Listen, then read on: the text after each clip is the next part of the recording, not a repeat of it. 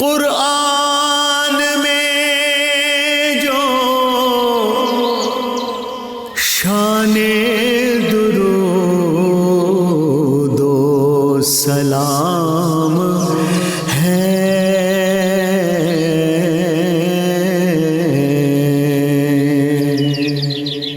یہ مومنوں کے واسطے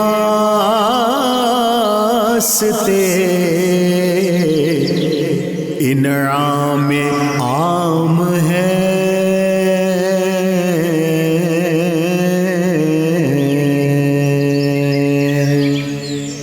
درود و سلام ہے۔ الحمدللہ وکفا وسلام علی عبادہ الذین اصطفیٰ، خصوصاً علی سید الرسل وخاتم الانبیاء، ارسلہ بالحق بشیرا ونذیرا وداعیا الی اللہ باذنہ وسراجا منیرا۔ اما بعد فقد قال اللہ تبارک وتعالی فی شان حبیبہ مخبرا وآمرا، ان اللہ وملائکتہ یصلون علی النبی یا ایہا الذین آمنوا صلوا علیہ وسلموا تسلیما۔ اللہم صلی علی سیدنا و مولانا محمد معدن الجود والعطاء والعلم والحلم والکرم وعلی آلہ الکرام واصحابہ العظام اجمعین، صلاۃ و سلاما علیک یا رسول اللہ۔ قرآن اور درود و سلام اس بابرکت سلسلہ گفتگو کے ساتھ طاہر بخاری آپ سے مخاطب ہے۔ ناظرین، آج 21 رمضان المبارک ہے۔ تاریخ اسلام اور تاریخ انسانیت میں یہ دن باب مدینۃ العلم حضرت علی المرتضیٰ کرم اللہ تعالی وجہ الکریم آپ کی شہادت کے عنوان سے معتبر ہے۔ نبی اکرم رسول محتشم صلی اللہ علیہ وآلہ وسلم آپ کے چچا زاد، آپ کی اس شہادت کے موقع پر آپ کے صاحبزادے حضرت حسن المجتبیٰ آپ نے لوگوں سے خطاب کرتے ہوئے کہا، لوگوں کل تم میں سے ایک ایسا شخص جدا ہوا کہ اگلے اس سے بڑھ سکے اور نہ پچھلے اس کو پا سکیں گے۔ رسول اللہ صلی اللہ علیہ وآلہ وسلم جنگوں میں انہیں اپنا جھنڈا دے کر بھیجتے تھے اور وہ ہر میدان سے ہمیشہ سرخرو لوٹے، اور جنگوں میں جبریل اور میکائیل ان کے ساتھ ہوتے، اور بوقت شہادت ان کے پاس جبکہ وہ اسلامی سلطنت کے فرما روا تھے 700 درہم سے زیادہ نہیں تھا، اور سونا اور چاندی کا کوئی ذرہ ان کی وراثت میں موجود نہیں تھا۔ آپ کی والدہ محترمہ حضرت فاطمہ بنت اسد رضی اللہ تعالی عنہا آپ فرماتی ہیں کہ علی المرتضیٰ رضی اللہ تعالی عنہ علیہ السلام کرم اللہ تعالی وجہ الکریم، انہوں نے جب دنیا میں آنکھ کھولی، یعنی ان کی جب ولادت ہوئی، تو انہیں زیارت کے لیے جو اولین چہرہ میسر آیا وہ نبی اکرم تاجدار ختمی مرتبت صلی اللہ علیہ وآلہ وسلم کا تھا۔ آپ صلی اللہ علیہ وآلہ وسلم نے آپ کو اپنی باہوں میں لیا، آپ کا نام از خود علی رکھا، اور آپ کو لعاب دہن عطا کیا، اور پھر آپ کے منہ میں اپنی زبان رکھی، جس کو چوستے چوستے میرا بیٹا سو گیا۔ نبی اکرم رسول محتشم صلی اللہ علیہ وآلہ وسلم آپ جب قرآن پاک کا نور لے کر حرا سے مکہ کی بستی کی طرف تشریف فرما ہوئے، تو حضرت ختیجۃ الکبریٰ کے ساتھ آپ کو نماز پڑھتے ہوئے دیکھ کر حضرت علی المرتضیٰ نے استفسار کیا، یا رسول اللہ یہ کیا ہے؟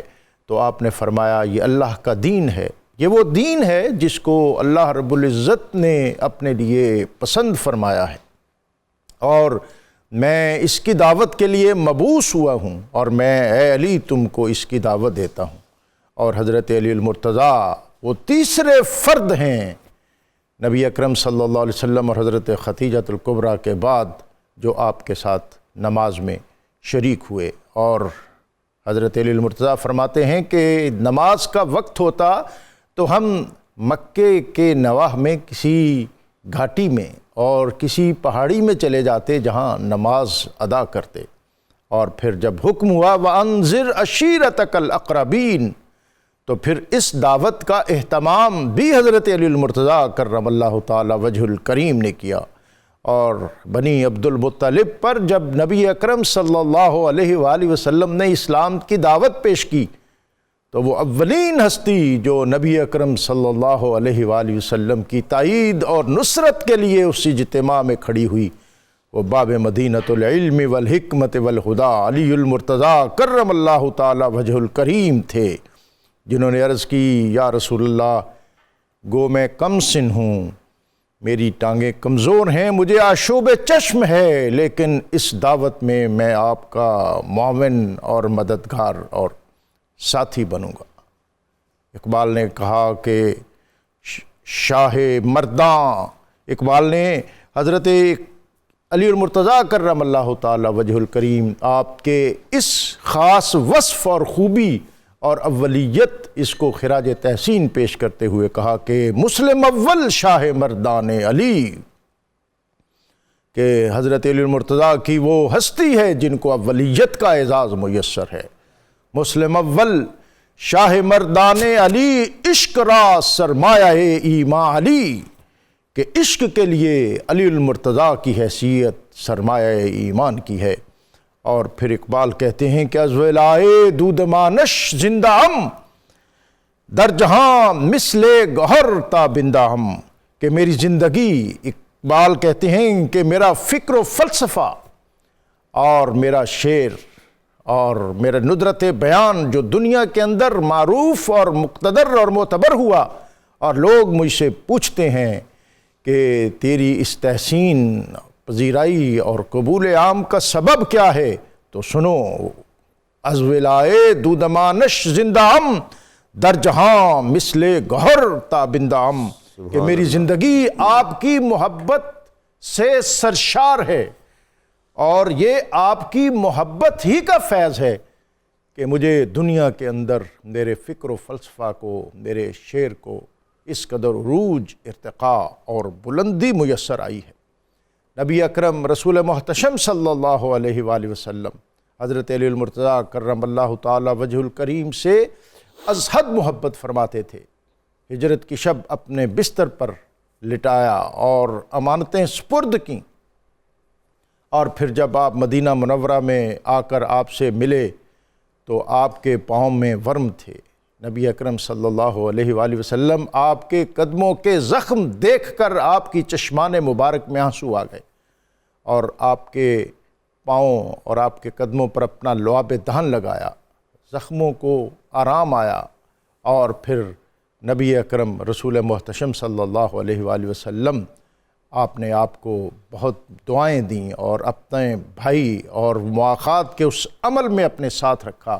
اور از خود حضرت علی المرتضیٰ کرم اللہ تعالی وجہ الکریم فرماتے ہیں کہ رسول اللہ میرے چچا زاد ہیں، وہ میرے سسر ہیں، حمزہ میرے چچا ہیں، اور جعفر طیار جو صبح و شام فرشتوں کے جلاؤ میں آسمانوں پر پرواز کرتے ہیں، وہ میرے ماں جائے ہیں۔ اور نبی اکرم رسول محتشم صلی اللہ علیہ وآلہ وسلم آپ کی لخت جگر نور نظر سیدۃ النساء اہل الجنہ فاطمۃ الزہراء، آپ میرے گھر کی رونق ہیں، اور میرے بیٹے حسن اور حسین نبی اکرم رسول محتشم صلی اللہ علیہ وآلہ وسلم کے نواسے ہیں۔ آج کا دن بطور خاص ہم اپنی عقیدتوں، ارادتوں اور محبتوں کا خراج اور نذرانہ حضرت علی المرتضیٰ کرم اللہ تعالی وجہ الکریم آپ کی بارگاہ میں پیش کرتے ہیں۔ آپ کا طرز زیست اور آپ کا اسلوب حیات انسانیت کے لیے ہمیشہ مینارہ نور رہے گا۔ افسر لشکر فاتحان زمن، تیغ انا فتحنا ہے جوہر فگن، بازوئے مصطفیٰ پنجہ پنج تن، شیر شمشیر زن شاہ خیبر شکن، پرتوے دست قدرت پہ لاکھوں سلام۔ قرآن اور درود و سلام کے آج کے عنوان میں ہمارا موضوع ہے درود مکین کے اسرار و رموز، اور ہمارے ساتھ گفتگو کے لیے بہت معتبر پینل علامہ بدرالزماں قادری، آپ ان کے فکر و فن سے آگاہ ہیں۔ میرے دوسرے مہمان مفتی غلام یاسین نظامی، پچھلے مختلف پروگرام میں آپ ان سے اکتساب علم کر چکے ہیں، اور ہمارے ساتھ آج موجود ہیں قاری حامد رضا سعیدی، جو پروگرام کے اختتام پر درود مکین پڑھنے کی سعادت حاصل کریں گے۔ علامہ صاحب درود مکین، اس کی برکات صحابہ اکرام، اہل بیت اطہار اور درود و سلام کے حوالے سے جو ان کی ایک سگنیفیکنس ہے اس کا تعارف، اور اس میں جو محبت رسول صلی اللہ علیہ وسلم کے مختلف عنوان آراستہ کیے گئے ہیں، میں چاہوں گا کہ ابتدا میں آپ اس پر گفتگو فرما دیں۔ بسم اللہ الرحمن الرحیم۔ بہت شکریہ سر آپ کا، آپ نے اپنے بہت ہی خوبصورت انٹرو میں بڑی جامعیت کے ساتھ گفتگو فرمائی بطور خاص خلیفہ راشد پہ، علی المرتضیٰ شیر خدا پہ، جو کہ آج ان کا یوم شہادت بھی ہے۔ سر یہ درود پاک بڑی اہمیت کا حامل ہے، سبحان اور اس کے اندر اس قدر جامعیت ہے، آپ اس کا اگر سیکوینس دیکھیں تو اللہم صلی علی سیدنا محمد و آلہ و اصحابہ و اولادہ و ازواجہ و ذریتہ و اہل بیتہ و اصحارہ و انصارہ، پورا ایک سیکوینس چل رہا ہے، یعنی کوئی بھی ایسی چیز جو ہے اس میں سے نہیں ہوتی، چھوڑی نہیں گئی، بلکہ پوری آپ کی ذات کا احاطہ کر لیا گیا۔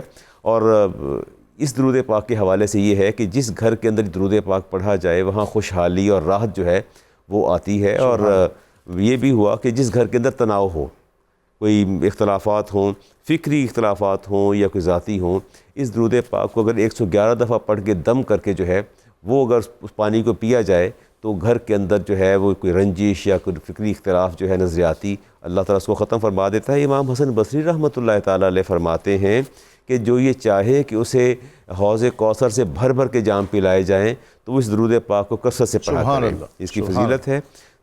دوسرے حصے میں سوال کے صحابہ کی بات کے حوالے سے جو ہے وہ بات جو ہے وہ عرض کرنا چاہتا ہوں۔ سر دین کا جو مدار ہے وہ روایت اور نقل پر ہے، اور روایت کے مستند ہونے کے لیے سکہ شہادت کی ضرورت ہوتی ہے، لہٰذا دین کے قطعی اور قابل اعتبار ہونے کا مدار صحابہ کی عدالت، دیانت اور صداقت پر ہے، اور صحابہ پورے دین کی عمارت کے معتبر اور مستند ہونے کے لیے خشت اول ہیں، صحابہ اکبار۔ اور جب ہم کسی کی فضیلت کی بات کرتے ہیں، قدر و منزلت کی بات کرتے ہیں، تو اس کا مطلب یہ ہوتا ہے کہ ہماری ممدوح شخصیت اپنی فکر کے اعتبار سے، اپنے عمل کے اعتبار سے، اپنے عقیدے کے اعتبار سے، اخلاص کے اعتبار سے، اخلاق کے اعتبار سے بالکل نمایاں ہے، اور اللہ کے نزدیک بلند قدر انسان اسی وقت ہوتا ہے جو اس کے حبیب کے زیادہ قریب ہوتا ہے۔ یہ اللہ تعالیٰ نے ایک معیار مقرر کر دیا، جب سلسلہ وہاں پہنچتا ہے۔ میں یہاں بھی عرض کرتا چلوں کہ تمام اغواس، اقطاب، اولیاء، نقباء، صلحاء، عابدین، متقین، عارفین، مومنین، صالحین سب جمع ہو جائیں تو کسی ایک صحابی کے مرتبے کو نہیں پہنچ سکتے۔ صحابہ کا یہ مقام اور مرتبہ ہے، اور اگر اس کا میں کرکس نکالوں تو کرکس اس کا اثر یہ ہے کہ اللہ رب العزت نے اپنی بارگاہ میں قیام و قعود، رکوع اور سجود کا وہ مقام اور مرتبہ نہیں رکھا جو اپنے حبیب، ان کے اللہ کے حبیب کو ایک مرتبہ حالت ایمان میں محبت کے ساتھ دیکھنے کا جو اللہ تعالیٰ نے مرتبہ رکھا ہے۔ تو صحابہ اکبار جو جتنے زیادہ قریب رہے، بطور خاص خلفائے راشدین جو ہیں، رسول کریم علیہ السلام نے ارشاد فرمایا من صاحب النبی او راء ولو ساعۃ، جس نے مجھے ایک گھڑی بھی دیکھ لیا، فرمایا دن کی ساتھ میں یا رات کی ساتھ میں، فہو من اصحابہ، وہ میرے صحابہ میں سے ہے۔ اور آپ نے ارشاد فرمایا لا تسبوا، خبردار میرے صحابہ کو برا نہ کہنا۔ آپ نے فرمایا کہ تم اگر احد کے پہاڑ کے برابر سونا بھی خرچ کر لو، میرا صحابی ایک مد جو یا گندم صرف کرے گا تب بھی تمہارا یہ انفاق اس کا مقابلہ نہیں کر سکتا۔ ان کا یہ مقام اور مرتبہ ہے۔ اور آپ نے فرمایا کہ تمہاری فلا مقام احدہم ساعۃ، میرے صحابی کی حیات کی ایک ساعت، ایک لمحہ، ایک گھڑی جو ہے، آپ فرمایا خیر من عملہ احدہم عمرہ، تمہاری پوری عمر اللہ کی عبادت اور ریاضت میں گزر جائے، اور میرے صحابی کی ایک ساتھ اور گھڑی جو ہے اس کا مقابلہ بھی نہیں کر سکتی، سوال ہی پیدا نہیں ہوتا مقابلہ کیا جا سکے۔ اور آپ نے فرمایا میرے صحابہ کو برا نہ کہا کرو، اس میں میرے سسرال بھی ہیں، میرے وزراء بھی ہیں، میرے اصحاب بھی ہیں، انصار بھی ہیں۔ فمن سبہم فعلیہ لعنۃ اللہ والملائکۃ والناس اجمعین، اور جس نے ان کے بارے میں بری رائے رکھی اس پر میری بھی لعنت ہے، اللہ کی بھی لعنت ہے، اور پوری انسانیت کی لعنت ہے جو میرے صحابہ کے بارے میں یا اہل بیت طہار کے بارے میں جو ایسا کوئی خیال رکھے، غیر پاکیزہ خیال رکھے۔ اور فرمایا اگلی بات جو آپ نے فرمایا لا یقبل اللہ منہم یوم القیامت صرفا ولا عدلا، ایسے بندے کے اللہ تعالیٰ نہ نوافل قبول فرماتا ہے اور نہ فرائض قبول فرماتا ہے، جس بندے کے دل میں اہل بیت طہار کے حوالے سے بغض اور کینہ ہو، یا جس کے دل کے اندر صحابہ کے بارے میں کینہ ہو، اس کی نمازیں بھی رائے گاں، اس کی عبادات بھی رائے گاں جاتی ہیں۔ ان کا یہ مقام اور مرتبہ جو ہے۔ اور آپ نے فرمایا کہ ایک بات کا خاص خیال رکھنا کہ اگر تمہیں پتہ چل جائے کہ میرے صحابہ یا اہل بیت کے حوالے سے ان کے دلوں کے اندر کینہ اور بغض ہے، ان گھروں میں رشتہ نہ کرنا، ولا تجالسہم، ان کے ساتھ بیٹھنا بھی نہیں ہے، اور نہ ان کے ساتھ کھانا ہے، نہ پینا ہے، ولا تناکحہم، اور نہ ہی ان سے نکاح کرنا ہے کہ تمہارے گھر کے اندر کوئی ایسا فرد داخل نہیں ہونا چاہیے جس کے دل میں میرے لیے، میرے صحابہ کے لیے، میرے اہل بیت اطہار کے لیے کینہ ہو۔ اتنی اہم بات آپ نے فرمائی۔ درود مکین اس کے اسرار و رموز ہمارا آج کا موضوع ہے، اور اہل بیت اطہار اس کا بطور خاص تذکرہ ہے۔ مفتی صاحب، یہ اس پر آپ ہمیں بتائیں کہ ان کا جو مقام و مرتبہ ہے، جو عزت اور جلال ہے، وہ قرآن و حدیث میں کس طرح بیان ہوا ہے؟ جی بسم اللہ الرحمن الرحیم۔ سر بہت بہت شکریہ۔ پہلی بات تو یہ ہے کہ یہ درود پاک جو ہے وہ خوشحالی اور سکون کے لیے مجرب اور اکسیر کا درجہ رکھتا ہے۔ سبحان اللہ۔ جو آدمی چاہتا ہے کہ اس کا گھر امن و سلامتی کا گہوارہ بنے تو روزانہ جو ہے اس درود پاک کو وہ اپنا معمول بنا لے، اور جو آدمی اس بات کو پسند کرتا ہے کہ قلبی طور پر اور ذہنی طور پر اسے سکون کی دولت نصیب ہو، تو اسے چاہیے کہ اس درود پاک کو اپنا معمول بنا لے۔ سبحان اللہ۔ اور اگر اسے کسی تنگی کا سامنا کرنا پڑ رہا ہے، کسی کی عداوت کا سامنا کرنا پڑا ہے، معاشرے کے اندر 100 طرح کے ہوتے ہیں، کسی کی حسد ہے، بغض ہے، عداوت ہے، ان تمام چیزوں سے اگر وہ اپنے آپ کو محفوظ رکھنا چاہتا ہے تو ان تمام اخلاقی برائیوں سے خود کو محفوظ رکھنے کا یہ درود پاک جو ہے وہ مجرب اور اکسیر کا درجہ رکھتا ہے۔ اور تیسرے مقام پر یہ ہے کہ حشر والا دن جو نفسا نفسی والا عالم ہے، اس نفسا نفسی والے عالم میں اللہ کی رحمتوں کے سائے میں اپنے آپ کو لانے کے لیے نبی معظم شفیع مکرم کے حوض کوثر پر اپنے آپ کو، حوض کوثر کا جام کے حصول کے لیے اگر کوئی شخص اس درود پاک کو پڑھتا ہے تو انشاءاللہ العزیز اس درود پاک کی برکت سے ایک تو اللہ پاک اسے اپنی رحمتوں کا سایہ نصیب فرمائے گا، اور دوسرے نمبر پر اسے نبی معظم شفیع مکرم کے دست اقدس سے حوض کوثر کا جام بھی عطا کیا جائے گا۔ سبحان اللہ۔ اب آ جاتے ہیں جی آپ کے سوال کی طرف کہ اہل بیت میں کون کون سے لوگ جو ہیں وہ شامل ہیں۔ سورہ احزاب کی آیہ مبارکہ 33 جس میں اللہ پاک کا فرمان ہے انما یرید اللہ لیذھب عنکم الرجس اہل البیت۔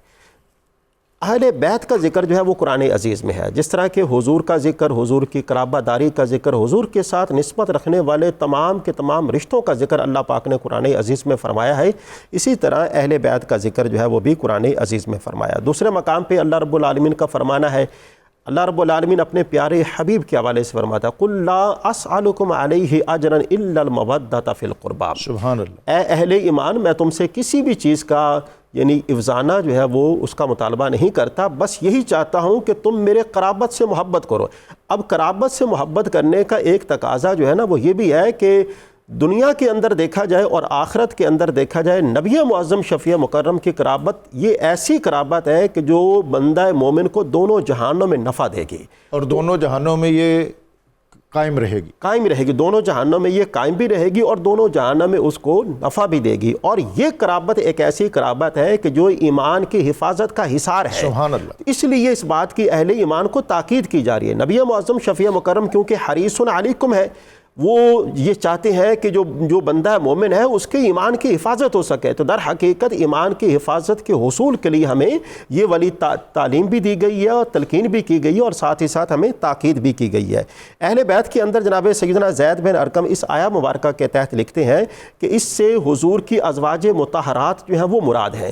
اگر اس آیہ مبارکہ کے پچھلے حصے کو دیکھا جائے اور بعد والے حصے کو دیکھا جائے، جو پہلی والی آیات مقدسہ ہیں ان میں بھی ازواج مطہرات کا ذکر کیا گیا ہے، اور جو بعد والی آیات مقدسہ ہیں ان میں بھی ازواج مطہرات کا ذکر کیا گیا ہے۔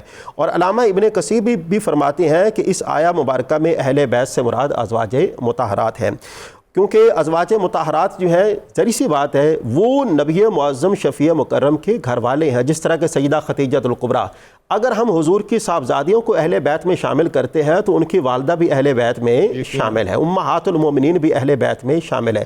اچھا، حضور اس حوالے سے دیکھا جائے تو اہل بیت کی 3 اقسام ہمارے سامنے آتی ہیں، ایک تو حضور کی ازواج مطہرات، اور دوسری حضور کی صاحبزادیاں صاحبزادے، اور تیسرے نمبر پر صحابہ اکرام بھی ہیں۔ میں اس کے حوالے سے بھی آپ کے سامنے عرض کروں گا۔ جناب سیدہ ام المومنین سیدہ عائشہ صدیقہ اس حدیث پاک کو روایت فرماتے ہیں کہ جسے حدیث اسحاق کا نام بھی دیا گیا ہے۔ نبی معظم شفیع مکرم صلی اللہ علیہ وآلہ وسلم ایک منقش چادر آپ نے اپنے زیب تن فرمائی ہوئی تھی، اور آپ فرماتی ہیں کہ میں نے دیکھا اس چادر کے اندر جناب حسنین کریمین بھی ہیں، جناب سیدنا علی المرتضیٰ بھی ہیں، اور بی بی سیدہ فاطمہ الزہرا بھی ہیں۔ اور نبی معظم شفیع مکرم نے ام المؤمنین سیدہ عائشہ صدیقہ سے فرمایا تم جاننا چاہتی ہو کہ یہ کون ہے؟ یہ میرے اہل بیت ہیں۔ سبحان اللہ۔ قرآن میں بھی اہل بیت کا ذکر کیا گیا ہے، اور اس کے ساتھ ساتھ بعض لوگ یہ سمجھتے یہ ہیں جو واقعہ آپ ذکر کر رہے ہیں جس حدیث شریف کا، یہ اس آیہ کریمہ کے نزول کے حوالے سے اور تفسیر میں بالعموم بیان کی جاتی ہے۔ جی بالعموم بیان کی اللہم ہؤلاء اہل بیتی، سبحان اللہ سبحان اس کا بھی ذکر ہے۔ ہاں جی، ایسے جو لوگ یہ سمجھتے ہیں کہ ان میں تناقض ہے، تناقض کسی بھی قسم کا نہیں ہے۔ در حقیقت یہ اہل بیت کے اندر کون کون سے لوگ شامل ہیں، یہ در حقیقت ان کی وضاحت کی گئی ہے۔ پہلے وضاحت جو ہے وہ آیہ مبارکہ کے ذریعے کی گئی، پھر اس کے بعد وضاحت جو ہے وہ حدیث پاک کے ذریعے کی گئی۔ سیدنا سعد بن ابی وقاص فرماتے یہ ہیں، ہوتا ہے کہ ہم جو مختلف طبقات جن کا اہل بیت کے حوالے سے ذکر کرتے ہیں، تو اس میں جو اسپیسیفک اس آیت کے حوالے سے ہم احادیث میں ذکر پڑھتے ہیں، جن کو نبی اکرم رسول محتشم صلی اللہ علیہ وسلم نے اپنی چادر کے سائے میں لے کر سبحان اللہ، پھر ایک سگنیفیکنس دی اور ایک مقتدر اور معتبر مقام دیا۔ جی ایسے بعض اوقات ہم اعراض کرتے ہیں، جی جی بالکل بالکل بالکل، یہ بھی میرا خیال ہے کہ ایسا بھی نہیں ہونا چاہیے۔ بالکل ایسا نہیں ہونا چاہیے، یہ وسعت ظرفی بھی نہیں ہے، اور ساتھ ہی ساتھ یہ دین کا مکمل علم رکھنے والے لوگ بھی ایسا، جو جن کے پاس یہ علم نہیں ہے وہی لوگ ایسا کرتے ہیں، وگرنہ جو دین کا مکمل فہم رکھنے والا ہو وہ کبھی بھی ایسا نہیں کرتا۔ سیدنا سعد بن ابی وقاص فرماتے ہیں کہ جب آیہ مباہلہ نازل ہوئی، اس میں جب یہ کہا گیا کہ بھئی آپ اپنے بیٹوں کو بلائیں، اس وقت نبی معظم شفیع مکرم نے حسنین کریمین کو بلایا، اور ساتھ ہی ساتھ جناب سیدنا علی المرتضیٰ کو بھی بلایا۔ سبحان اللہ۔ اور آیہ مباہلہ کے نزول کے بعد جب آپ نجران کی طرف تشریف لے گئے تو اس وقت بی بی سیدہ فاطمہ الزہرا بھی آپ کے ساتھ تھی، حسنین کریمین بھی آپ کے ساتھ تھے، اور ساتھ ہی ساتھ جناب سیدنا علی المرتضیٰ بھی تھے۔ اور اس وقت کیونکہ بات کی گئی ہے کہ آپ اپنے بیٹوں کو بلائیں، اپنے گھر والوں کو بلائیں، تو ان کو بلا کر نبی معظم شفیع مکرم نے ان لوگوں کو بتایا کہ یہ میرے اہل بیت ہیں اور میرے گھر والے ہیں۔ اچھا، یہاں پر اہل بیت کی ایک تیسری قسم بھی بیان کی گئی ہے، جس طرح کہ سیدنا سلمان فارسی رضی اللہ تعالیٰ عنہ کے حوالے سے، اور بھی ایسے صحابہ اکرام ہیں کہ جن کے حوالے سے جناب سیدنا علی المرتضیٰ سے فرمایا تم جاننا چاہتے ہو کہ سلمان کا مقام اور مرتبہ کیا ہے؟ آج بھی اگر کسی کو ان کو روضہ انور پر جانے کا موقع ملے، سعادت ملے، روضہ انور کے باہر لکھا ہوا ہے سلمان منا اہل البیت ہے۔ تو یہ جو فرمان ہے یہ اللہ کے پیارے رسول نے ان کو عطا فرمایا ہے۔ تو اس کا مطلب یہ ہے کہ اہل بیت کے اندر دیکھا جائے ازواج مطہرات بھی شامل ہیں، اور ازواج مطہرات کے ساتھ ساتھ حضور کی آل اولاد وہ بھی اہل بیت میں شامل ہے۔ اور اسی طرح بطور اعزاز، جس طرح کہ آپ نے جناب سیدنا سلمان فارسی کو یہ اعزاز بخشا ہے، اور ساتھ ہی ساتھ جب آپ نے یہ فرمایا نا کہ سلمان منا اہل البیت، اس کے بعد آپ نے جناب سیدنا علی المرتضیٰ سے فرمایا آپ ایسا کیجئے سلمان کی قربت جو ہے وہ اپنے پاس رکھا کریں، سلمان کے پاس بیٹھا کریں، سلمان جو ہے یہ بڑا دانا آدمی ہے۔ تو اس کا مطلب یہ ہے کہ اہل بیت جو ہے وہ ہمارے نزدیک اہل بیت جو ہے ان کی تین اقسام ہے، کہ جس میں حضور کی ازواج مطہرات بھی شامل ہے اور حضور کی آل اولاد بھی شامل ہے۔ جی اہل بیت میں حضرت علی المرتضیٰ کرم اللہ تعالی وجہ الکریم آج ان کا خاص دن ہے، اور نبی اکرم صلی اللہ علیہ وسلم آپ نے بہت زیادہ اعزاز و اکرام ان کے لیے مختص فرمائے۔ انا مدینۃ العلم وعلی بابوہا، اور قسطلانی کہتے ہیں کہ قیامت تک آپ جیسے جتنے بھی صاحبان علم ہیں ان کو اشارہ دے دیا کہ اگر علم ہی عروج اور ارتقاء بلندی کا زینہ اور پیشوائی ہے تو پھر اس کے لیے لازم ہے کہ اہل بیت اطہار اور خانوادہ رسالت مآب صلی اللہ علیہ وسلم اس کے ساتھ تعلق اور تمسک رکھنا، اس لیے کہ علم وہی قبول عام کا حامل ہے جو اہل بیت اطہار کی محبت سے آراستہ۔ بے شک بے شک سر، مجھے وہ حدیث پاک یاد آتی کہ آپ نے فرمایا کہ میری اہل بیت تمہیں آخرت میں اور دنیا میں 100 مقامات پر نفع دے گی، اور اس میں جو مقام سب سے نیچے ہے وہ پل صراط ہے۔ سبحان اللہ۔ فرمایا وہاں بھی میری اہل بیت سے محبت میں وہاں بھی نفع دے گی۔ اور وہ آیت تطہیر کے حوالے سے عرض کرتا چلوں، حدیث پاک میں آتا ہے کہ رسالت مآب علیہ السلام 6 ماہ مسلسل اعلان فرماتے رہے، اسی آیت کو پڑھتے تھے۔ سیدہ خاتون جنت کی دہلیز کے اوپر کھڑے ہو کے جب نماز تشریف جاتے 6 ماہ تک اعلان کرتے رہے کہ دنیا والوں خبردار ہو جانا، اے میری امت خبردار ہو جانا، میرے رگ و ریشے میں میرے اہل بیت کی محبت رچی بسی ہے، میرے خون کے اندر دوڑ رہی ہے۔ مسلسل 6 ماہ اعلان ہوتا رہا، گھر سے نکلتے اعلان فرماتے، یہی آیت پڑھتے نماز کے جگانے کے لیے۔ وہ اصل میں پیغام سر اور یہ ہمارے لیے پیغام تھا. ہمارے اندر وہ طبقہ جس کے دلوں کے اندر کینہ اور بغض ہے، اصل میں پیغام ان کے لیے تھا کہ تم ہوشیار اور خبردار رہنا کہ تمہاری جنت مشروط ہے میری ذات کے ساتھ اور میری محبت کے ساتھ اور میرے اہل بیت کی محبت کے ساتھ. شیر خدا رضی اللہ تعالیٰ عنہ جس مقام اور مرتبے پہ فائز ہیں، اس کا تو آپ کے انٹرو کو بھی سنا میں نے، سماعت کیا، وہ تو مقام اور مرتبہ ہم تصور نہیں کر سکتے. 30 سال رفاقت رہی رسالت مآب علیہ السلام کی، اور سب سے پہلے نماز بھی آپ نے ادا فرمائی 9 سال کی. اور یہ جو 30 سال کا آپ نے ذکر کیا یہ بہت سگنیفیکنٹ ہے کہ دنیا میں حضرت علی المرتضیٰ جب ولادت ہوئی، آنکھ کھولی تو سب سے پہلا چہرہ جو دیکھا سبحان اللہ، وہ نبی اکرم صلی اللہ علیہ وسلم کا تھا، اور لحد اطہر میں لٹایا، اور لحد میں نبی اکرم صلی اللہ علیہ وسلم کی لحد سے جو آخری فرد باہر تشریف لائے وہ حضرت علی المرتضیٰ ہیں. یعنی آپ کی ظاہری حیات میں جس ہستی نے آخری مرتبہ زیارت کی نبی صلی اللہ علیہ وسلم کی، وہ علی المرتضیٰ. اور میں یہاں یہ دیکھتا ہوں کہ آپ فرماتے ہیں، جب آپ سے آپ کے علم کے حوالے سے پوچھا گیا تو آپ نے فرمایا کہ بما ھذا لعب رسول اللہ، یہ نبی پاک کے لعاب کا کمال ہے جب انہوں نے گھٹی دی تھی. وہی میں علم کا یہ مقام ہے. اور دوسری بات، آپ مجھے رسالت مآب علیہ السلام کی حدیث پاک یاد آتی ہے. اب دعا مانگ کرتے اللہم لا تمتنی حتی ترینی علی، یا اللہ مجھے موت نہ جب تم مجھے علی کا چہرہ نہ دکھا دینا. سر آپ یہ دیکھیں کہ مرنے سے پہلے ہماری خواہش، محبت دیکھیں نا. ہر بندے کی خواہش ہوتی ہے کہ میں جب دنیا سے رخصت ہوں میری بیوی پاس ہو، ماں پاس ہو، باپ پاس ہو، اولاد پاس ہو. آپ کی خواہش دیکھ کے فرض، یا اللہ جب تو مجھے موت دے، مجھے ہرگز موت نہ دینا جب تک کہ میں علی کا چہرہ مجھے نہ دکھا لے. جب غزوہ پہ جاتے تھے یہ دعا مانگ کے تشریف لے جایا کرتے تھے، اور ہمیشہ یہ دعا مانگ کرتے تھے.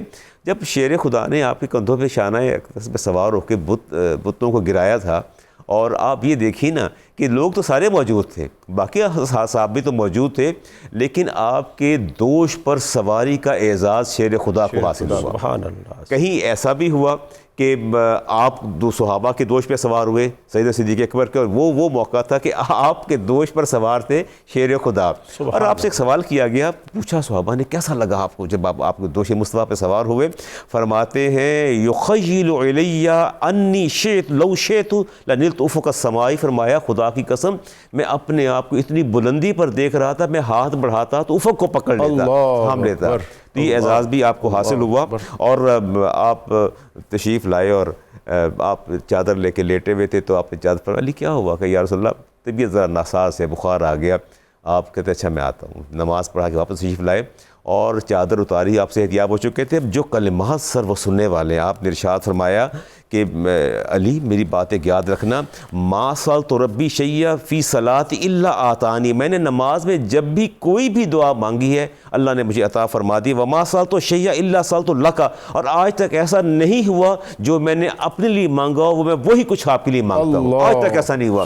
اور فرمایا اللہ نے مجھے عطا فرمایا، اللہ نے مجھے عطا فرمایا کہ میں ہمیشہ میں نے آپ کے لیے دعا مانگی ہے. سبحان اللہ، سبحان اللہ. بہت گھر تو ایک ہی تھا، اور آپ کی والدہ ماجدہ حضرت فاطمہ بنت اسد مکی شریف میں ان کی لحد اطہر ہے، اور میں وہاں حاضر ہوا تو نبی اکرم صلی اللہ علیہ وسلم ان کی جب ان کا وصال ہوا تو نبی اکرم صلی اللہ علیہ وسلم پر بڑا ایک رقت اور گریہ طاری ہوا، اور لحد کھودی گئی قبر اطہر، تو نبی اکرم صلی اللہ علیہ وسلم اس میں لیٹ گئے. الحمد سبحان اللہ. اور حضرت عمر نے شاید پوچھا یا رسول اللہ اتنا کرم، اتنی مہربانی؟ فرمایا، اور اس موقع پر نبی صلی اللہ علیہ وسلم نے لحد میں اتر کر فرمایا اے قبر کشادہ ہو جا، سبحان اللہ، یہ تجھ میں علی کی ماں نہیں مجھ محمد کی ماں. سبحان اللہ. اور حضرت عمر نے پوچھا یا رسول اللہ اتنا کرم؟ فرمایا ہاں، یہ جب ساری دنیا میرے خون کی پیاسی تھی مکہ کی وادیوں میں، تو یہ وہ ہستی ہے جو میرا خیال رکھا کرتی تھی، سبحان اللہ، اور میرے لیے کھانا بچا کے رکھتی تھی، رات کو بستر پر میری حفاظت کرتی تھی. تو یہ گھرانہ بہت نور علی نور ہے. اور آج کا دن باب مدینۃ العلم حضرت علی المرتضیٰ کرم اللہ تعالی وجہ الکریم آپ کے تذکرے کے حوالے سے بھی خاص ہے، اور ہم درود مکین اس کے اسرار و رموز اس سے بھی استفادہ کر رہے ہیں. یہاں وقت ہے ایک بریک کا، بریک سے واپس آئیں گے تو آج کے موضوع کے حوالے سے مزید گفتگو کریں گے.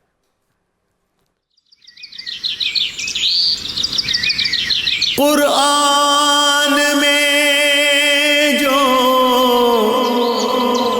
شان سلام ہے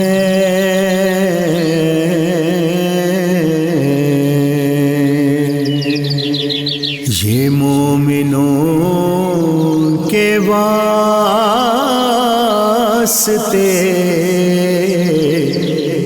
انعام عام ہے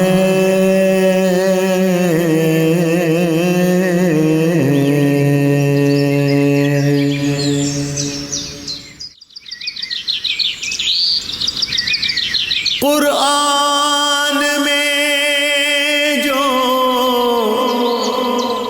شان درود و سلام ہے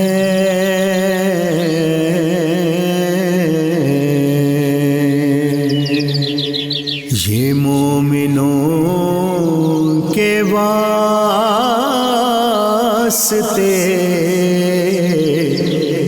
انعام عام ہے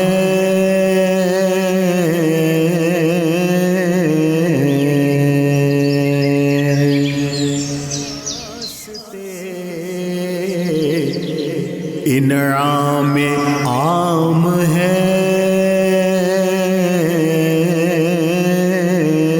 قرآن اور درود و سلام اس بابرکت سلسلہ گفتگو میں آپ کو ایک مرتبہ پھر خوش آمدید۔ بریک سے قبل علامہ بدرالزمان قادری ہمیں آگاہ کر رہے تھے فضائل و مناقب حضرت علی المرتضیٰ کرم اللہ تعالی وجہ الکریم کے حوالے سے، اور حضرت علی المرتضیٰ کرم اللہ وجہ الکریم علیہ السلام رضی اللہ تعالی عنہ کوفے کے ممبر پر بیٹھتے اور فرماتے سلونی قبل ان تفقدونی، مجھ سے پوچھو اس سے قبل کہ تم مجھے کھو دو، اور آپ فرماتے کہ میں جانتا ہوں قرآن پاک کی ہر آیت کے حوالے سے کہ اس کا شان نزول کیا ہے، وہ کب نازل ہوئی اور کیوں نازل ہوئی، کسی دشوار راستے پہ چلتی ہوئی یا آسان راستے سے اترتے ہوئے، اور یہ شب میں نازل ہوئی یا دن کے اجالے میں ہوئی۔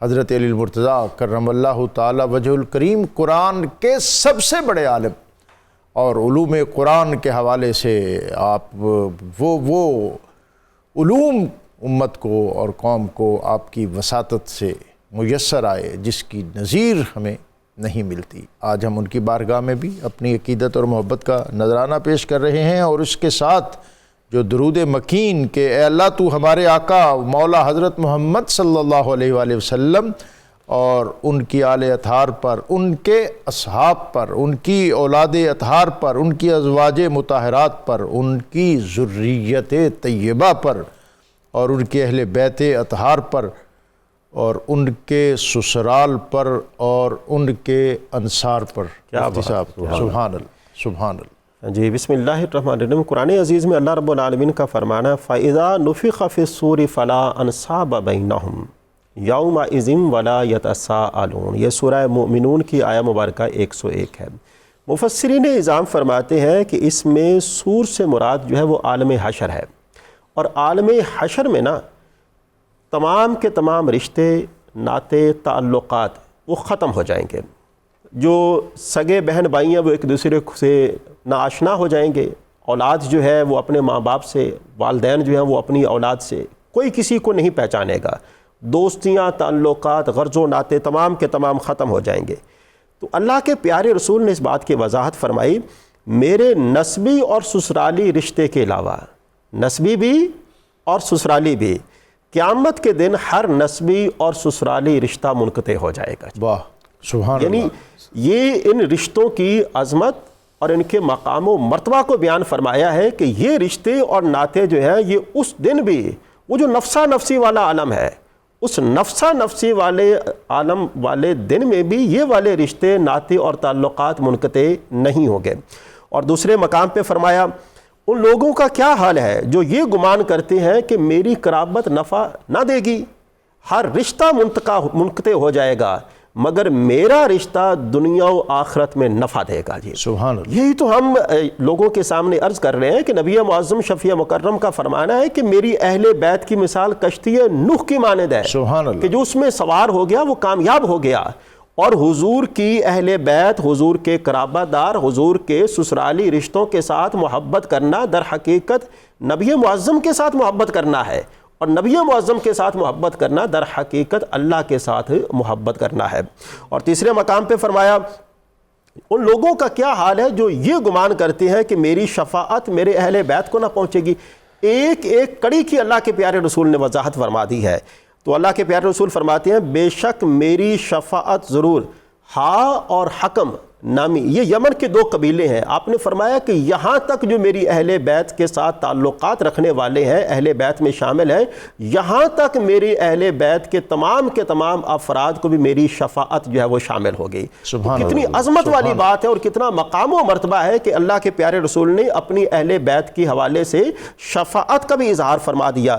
اور ایک اور مقام پر کیا خوبصورت فرمانا ہے، نبی معظم شفیع مکرم فرماتے ہیں کہ میرے رب نے مجھ سے وعدہ کیا ہے، اللہ اکبر، میرے رب نے مجھ سے وعدہ کیا ہے کہ میرے اہل بیت میں سے جو شخص اللہ کی وحدانیت اور میری رسالت پر ایمان لائے گا، اللہ پاک اسے عذاب سے محفوظ فرمائے گا۔ سبحان اللہ۔ تو یہ نبی معظم شفیع مکرم کی قرابت داری ہے جو ہمیشہ برقرار رہے گی، جو حضور نبی کریم کی شفاعت کے حصول کا ذریعہ ہے، جو امت محمدیہ کے شفاعت کے حصول کا ذریعہ ہے، اور یہی قرابت داری امت محمدیہ کے ایمان کی حصار بھی ہے کہ جس کی بدولت اللہ پاک ان کے ایمان کی حفاظت فرماتا ہے۔ ابھی آپ تھوڑی دیر پہلے بیان فرما رہے تھے کہ یہی وہ قرابت داری ہے کہ جس کی وجہ سے تمہارے اعمال جو ہیں وہ اللہ کی بارگاہ میں قبول کیے جاتے ہیں۔ آپ نماز پڑھتے ہیں تو نماز میں جب تک درود ابراہیمی حضور کی آل پاک پر آپ درود نہ پڑھیں تب تک آپ کی نماز مکمل نہیں ہوتی۔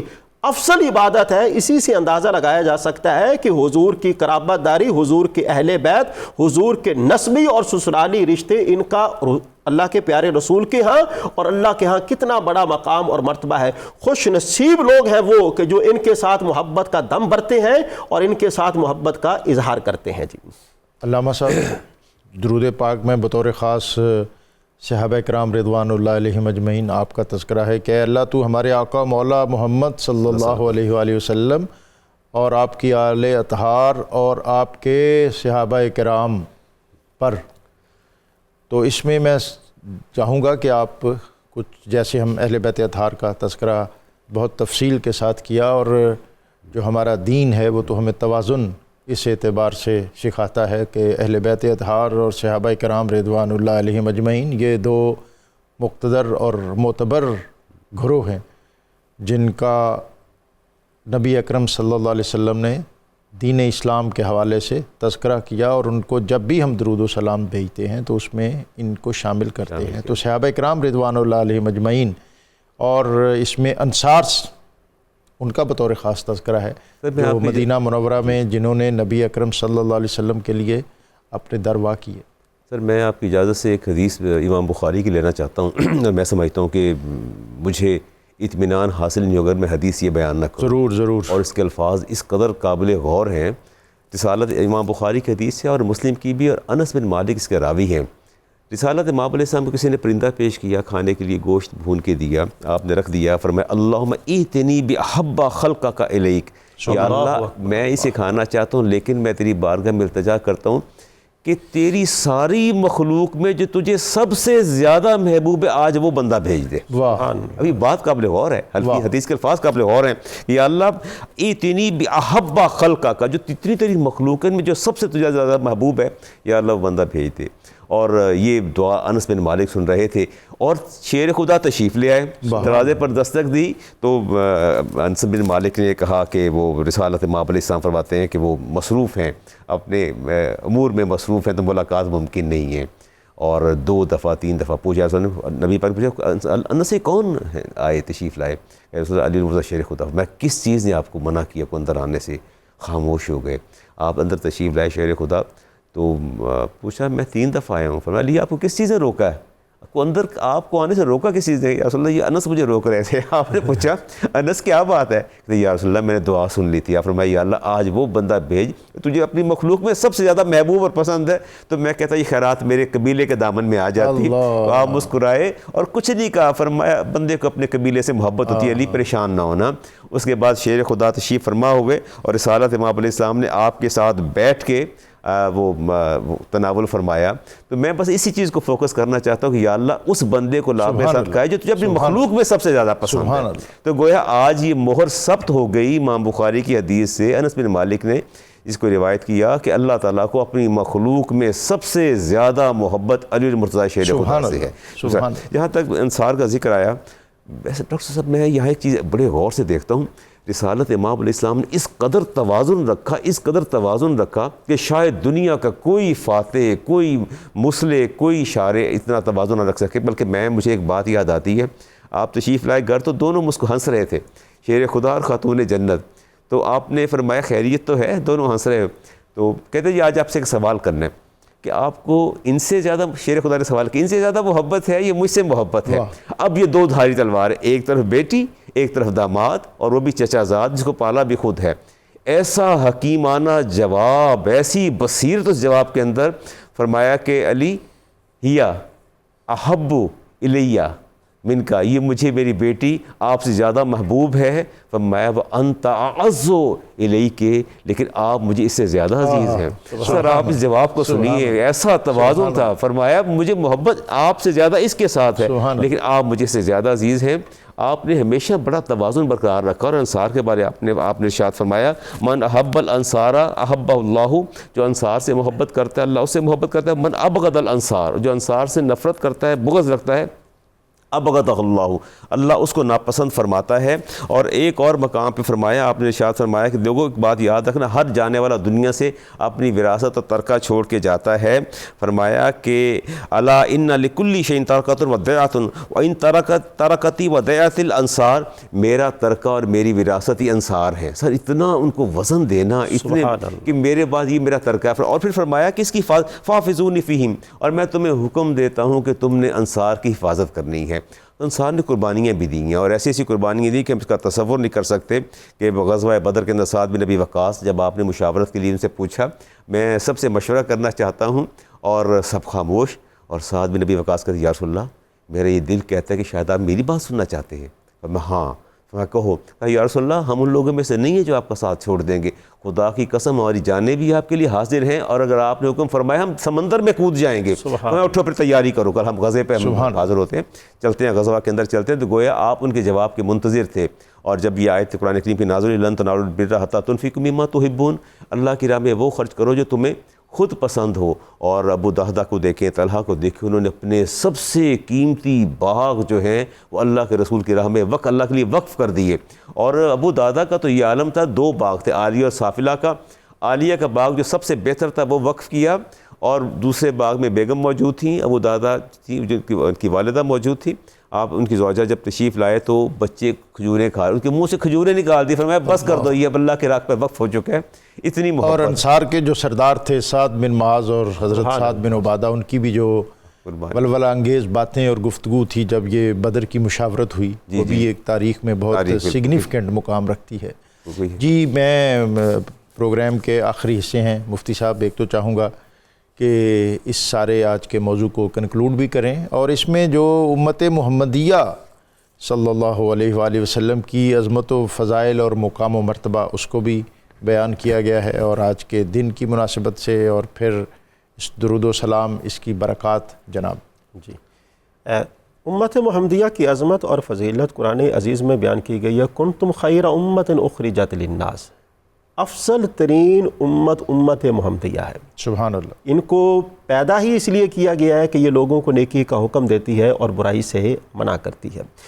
دوسرے مقام پہ فرمایا کہ امت محمدیہ کی ایک فضیلت یہ بھی ہے کہ حشر والے دن جب حساب و کتاب ہوگا تو سب سے پہلے حساب و کتاب امت محمدیہ سے ہوگا. اور ایک اور مقام پہ امت محمدیہ کی فضیلت ان الفاظ میں بیان کی گئی ہے جس کا مفہوم یہ ہے کہ امت محمدیہ میں سے 70,000 لوگ بغیر حساب و کتاب کے جنت میں داخل ہوں گے. سبحان اللہ. اور امت محمدیہ کی ایک فضیلت یہ بھی ہے کہ امت محمدیہ امت مرحومہ ہے، جن پر اللہ کی طرف سے خاص رحمت کی گئی ہے. حضور فرماتے ہیں کہ میری امت محمدیہ مرحومہ ہے، یہ جب قبروں میں جائیں گے گناہوں سے لت پت ہو کر جائیں گے، اور جب قبروں سے نکلیں گے تو ان کے نامہ عمل میں گناہ جو ہے وہ ایک بھی نہیں ہوگا. اسی وجہ سے اس کو امت مرحومہ کا نام دیا گیا ہے۔ اور امت محمدیہ کی ایک خاص عظمت یہ بھی ہے، اللہ کے پیارے رسول فرماتے ہیں ہر امت کی ایک خاص پہچان ہے، لیکن امت محمدیہ کی ایک خاص پہچان حشر والے دن یہ ہوگی کہ ان کے اعضائے وضو جو ہیں وہ چمک رہے ہوں گے۔ یہ شرف جو ہے یہ بھی امت محمدیہ کو اللہ کی جناب سے حاصل ہے۔ اور امت محمدیہ کی ایک فضیلت یہ بھی ہے کہ اللہ پاک نے تمام روئے زمین کو امت محمدیہ کے لیے مسجد بنا دیا ہے، سبحان اللہ، مسجد بھی بنا دیا ہے، اور روئے زمین کو پاک بھی فرما دیا ہے کہ آپ اس سے اگر پانی دستیاب نہیں ہے تو پانی کے دستیاب نہ ہونے کی صورت میں آپ اس کی مٹی سے تیمم کر سکتے ہیں۔ اور امت محمدیہ پر اللہ کا ایک خاص کرم یہ بھی ہے کہ ان کا عمل کم ہے پر اجر زیادہ ہے۔ واہ، یعنی عمل کی مقدار جو ہے وہ تو کم رکھی گئی ہے پر اس کے لیے اجر و ثواب جو ہے وہ زیادہ ہے۔ اس کی روشن مثال ہمارے سامنے شب قدر ہے جی۔ شب قدر میں ایک جو آدمی اس کو پا لیتا ہے تو اس شب قدر کا پانا جو ہے وہ 1000 ماہ کی عبادت سے بھی زیادہ فضیلت والا عمل ہے۔ اور امت محمدیہ جو ہے اس کو ایک شرف یہ بھی عطا فرمایا ہے کہ اللہ پاک نے اسے روئے زمین پر اپنا گواہ بنا کر بھیجا ہے۔ کل حشر والے دن یہ تمام امتوں اور تمام نبیوں کے حق میں یہ گواہی دے گی، یعنی نبیوں سے پوچھا جائے گا کیا تم نے میری وحدانیت کا فریضہ سر انجام دیا ہے؟ وہ کہیں گے ہاں، اور ان کی امتوں سے پوچھا جائے گا وہ کہیں گے کہ نہیں، تو پھر امت محمدیہ کو وہاں پر بلایا جائے گا، امت محمدیہ وہاں پر ان کے حق میں گواہ دے گی۔ ایک اور روایت کے اندر اس بات کو بیان کیا گیا ہے کہ امت محمدیہ اگر کسی کے حق میں روئے زمین پر یہ گواہی دے دیتی ہے کہ یا اللہ فلاں آدمی بہت اچھا ہے، تو جیسی وہ گواہی دیتی ہے تو اللہ پاک بھی اس بندے کے ساتھ اچھائی اور نیکی والا معاملہ فرماتا ہے۔ اور امت محمدیہ جو ہے یہ سب سے زیادہ لوگ جو ہے وہ جنت میں ہوں گے۔ 120 صفحے ہیں اور 120 صفحوں میں سے 80 صفحے جو ہیں وہ امت محمدیہ پر مشتمل ہیں۔ اور امت محمدیہ پل صراط پر سے سب سے پہلے گزرے گی، اور امت محمدیہ جنت میں سب سے پہلے داخل ہوگی۔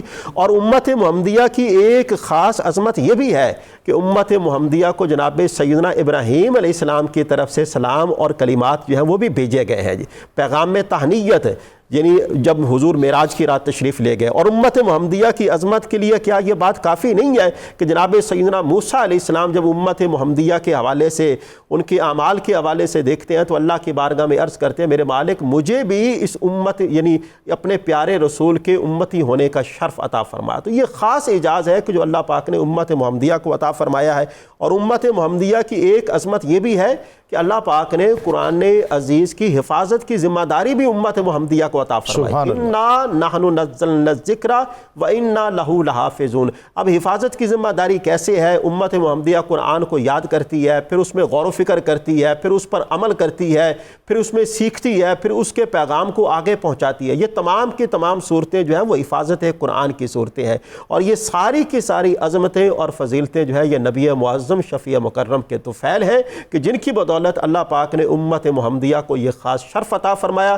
میں اللہ کے حضور بطور شکرانہ یہ بات عرض کر رہا ہوں کہ اللہ کا خاص کرم ہے کہ اس نے ہمیں امت محمدیہ میں شامل فرمایا ہے۔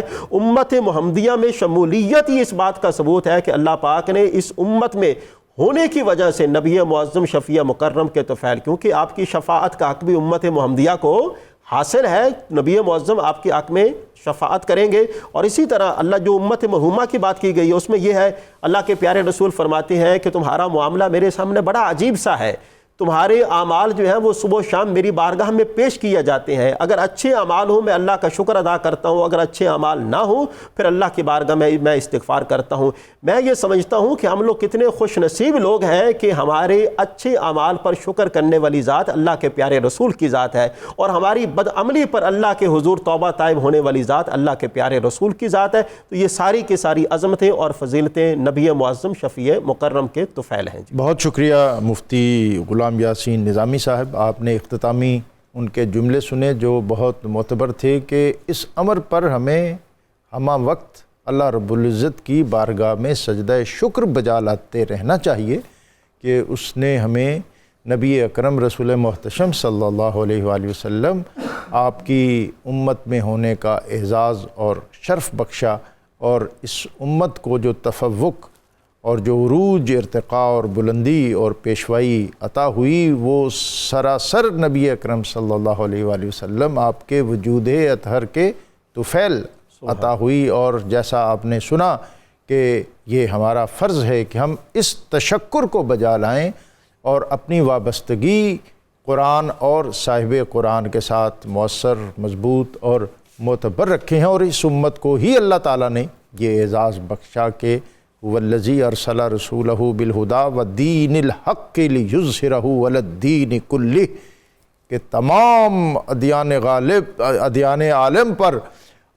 عالم پر اور سابقہ امم پر اور دنیا کی جتنی سویلائزیشن اور جتنی کمیونٹیز ہیں اور جتنے تمدن ہیں ان پر ہمیشہ سرخرو اور سر بلند رہنا اس امت اور اس دین کی فطرت اور سرشت میں ہے۔ اللہ تعالیٰ ہمیں وہ تمام فرامین جو آج ہم نے سنے، اور بطور خاص درود مکین کے حوالے سے کہ یہ وہ درود پاک ہے، نبی اکرم صلی اللہ علیہ وسلم نے فرمایا کہ جو کثرت سے مجھ پر درود پاک پڑے گا وہ قیامت کے روز میرے سب سے زیادہ قریب ہوگا۔ اور قرض سے رہائی کے حوالے سے اس درود پاک، اس کی تلاوت بہت مجرب اور معتبر ہے، اور نماز فجر کے بعد اس درود پاک کو روزانہ 41 مرتبہ پڑھنا یہ بہت زیادہ مجرب ہے۔ اس سے دعائیں قبول ہوتی ہیں، اللہ رب العزت کی بارگاہ میں ایک خاص جو کنیکشن آپ چاہتے ہیں وہ ڈیولپ ہوگا، اور یہ آخری عشرہ جو اللہ تعالیٰ نے ہمیں عطا کیا، جس میں نبی اکرم رسول محتشم صلی اللہ علیہ وآلہ وسلم آپ کے حوالے سے یہ منقول ہے کہ آپ عبادات میں اس قدر منہمک ہوتے تھے اور اپنے آپ کو اس قدر مستعد کرتے تھے کہ گویا کمر کس لیا کرتے تھے، اور پھر اس کی راتوں کو آپ اپنے اہل خانہ کو بھی اس میں عبادات میں شامل کیا کرتے تھے۔ تو نبی اکرم صلی اللہ علیہ وسلم کا اسوہ اور جو سپرٹ ہے ماہ رمضان المبارک کی، اور پھر جو قیام اللیل ہے، اس کا تقاضا یہ ہے کہ ہمیں اللہ تعالیٰ خود بھی یہ توفیق دے اور ہم یہ کوشش کریں اس میں دن کو روزہ ہو اور راتوں کو قیام ہو، اور اپنے سارے دن کا سکیجول اس طرح ترتیب دیں کہ آپ رات کے قیام کے لیے اپنی توانائی اس کو مجتمع رکھ سکیں، اور درود پاک کا، درود و سلام کا ان بابرکت لمحوں میں بطور خاص اہتمام کریں۔ مہمانوں کا شکریہ ادا کرتے ہوئے قاری حامد رضا سعیدی ان سے آج کا موضوع جو درود مکین ہے اس کو سننے کی سعادت حاصل کرتے ہیں۔ اللہم صل علی سیدنا محمد وآلہ وأصحابه وأولاده وأزواجه وذريته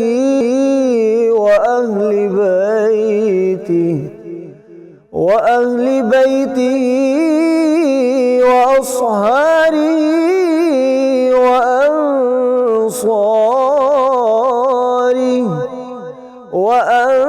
وأنصاره وأشياعه ومحبيه وأمته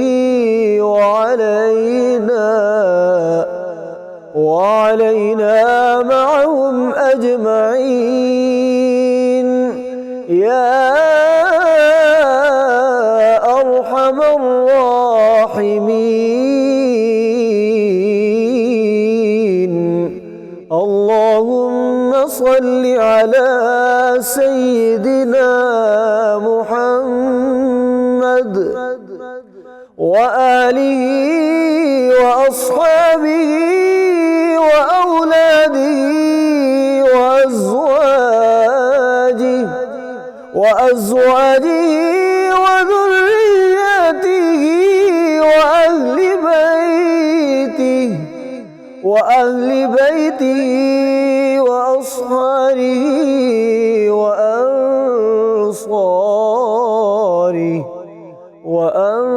وأنصاره وأشياعه ومحبيه وأمته وعلينا معهم أجمعين يا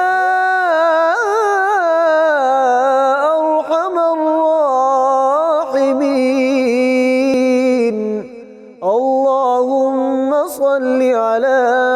سيدنا محمد وآله وأصحابه وأولاده وأزواجه وذريته وأهل بيته وأصهاره وأنصاره وأشياعه ومحبيه وأمته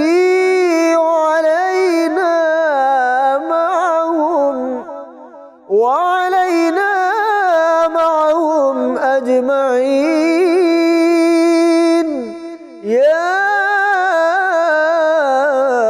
أرحم الراحمين.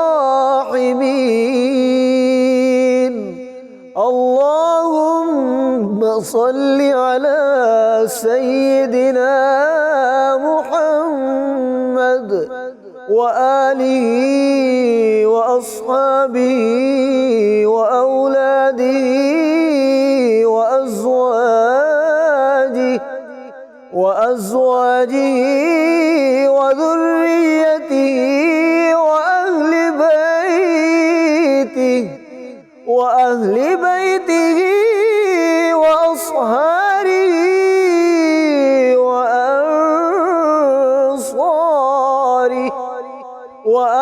وأنصاره وأشياعه ومحبيه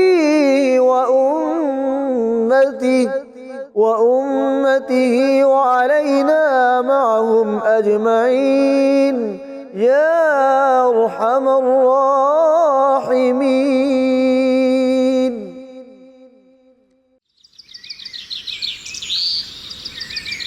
قرآن میں جو شان درود و سلام ہے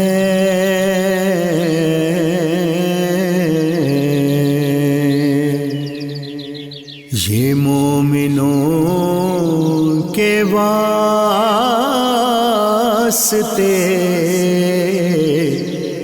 انعام عام ہے.